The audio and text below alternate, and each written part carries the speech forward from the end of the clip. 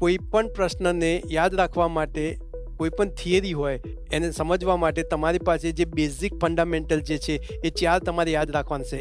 LSRW: listen, speak, read and write.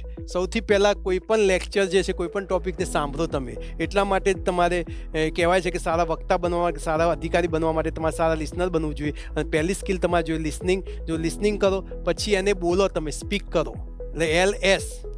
પછી છે read and read. કહેવાય છે કે જો 3 R તમે એક્વાયર કરી લો તો તમે સક્સેસફુલ બની જશો. તો રીડ અને read. Be a reader, be a leader. અને પછી છેલ્લી જે પ્રોસેસ જે છે એ રાઇટની પ્રોસેસ છે.